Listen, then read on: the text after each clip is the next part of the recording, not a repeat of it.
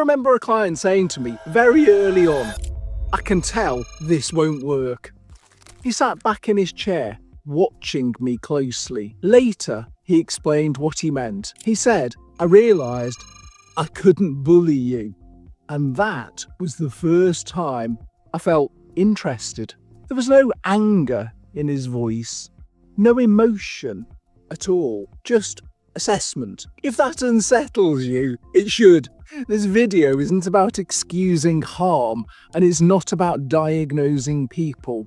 It's about understanding how certain survival strategies form and why that understanding matters if safety is the goal. If you want to explore the psychological skills that help people move from survival into safer ways of being, step by step, you can find them at PsycheVita.com and in the PsycheVita app. I'm Dr. Tony Weston, psychotherapist, executive coach, and award-winning researcher. For many years, I've worked with people whose early lives required extreme self-protection, including in forensic and residential settings. In this video, I want to do three things. Show how antisocial behaviour can be a procedural survival strategy. Explain why boundaries must come before empathy, and describe how feeling and eventually empathy can emerge without weakening accountability. What the signal is really saying, this is skill number 1, 8.2, Somatic Attunement. In earlier videos, we explored procedural trauma that shows up as fear, avoidance, or numbness. The same developmental logic can also produce something more confronting. When early environments are dangerous, humiliating, or unpredictable, the nervous system may learn that vulnerability is unsafe, dependence invites harm, and control is the only reliable protection. This learning happens before thought, before moral reasoning, and often before language. It's procedural. The body becomes organised around threat detection, dominance, and advantage. This isn't a belief system, it's a survival system. And unless that system encounters real containment, it doesn't soften. The mechanism.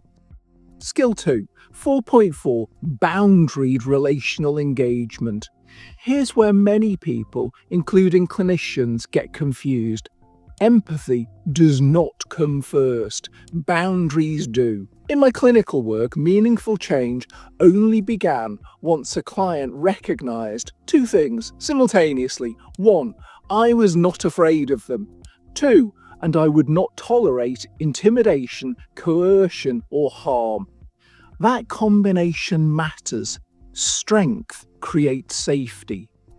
Only when tenderness is clearly held within strength does it stop being read as weakness or prey. This is why purely empathic approaches often fail here, not because empathy is wrong, but because it arrives too early. Without containment, empathy feels unsafe, exploitable, or meaningless.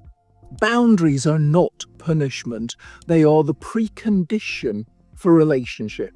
The growth edge is skill 3, 3.4, Healthy Self-Worth. Much later in this work, something changed. The same client who had tested for dominance eventually became tearful. He spoke about the premature death of his father, about neglect, about being bullied and abused by both parents. These feelings weren't taught. They weren't encouraged. They emerged once it was safe to feel them. And this is the crucial point. Only after someone can feel their own vulnerability, without it being used against them, does empathy for others become possible. Empathy isn't a moral lesson, it's a downstream capacity. It grows out of safety, containment, and the experience that one's own inner world matters. That's healthy self-worth, not entitlement, not superiority, but the right to have feelings without them becoming dangerous. It's a micro-practice in containment. This is not a practice in empathy or emotional access. It's a practice in containment.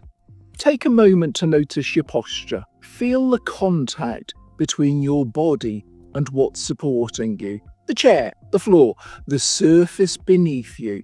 Notice your breath without changing it. Silently say, strength makes space for feeling. That's enough. Over the next week, notice where you or people you work with try to move too quickly to understanding or empathy. Pause and ask yourself, what would containment look like here? Sometimes the most ethical move is not softness, but firmness that creates safety. Understanding how harmful behaviours develop does not weaken responsibility. It strengthens our ability to prevent harm. If we lose empathy, we become cruel. If we lose boundaries, we become unsafe. The work is to hold both. If you want to explore this developmental approach further, you'll find the full framework at PsycheVita.com and on the PsycheVita app. You're not being asked to excuse harm, only to understand how it forms so it can end.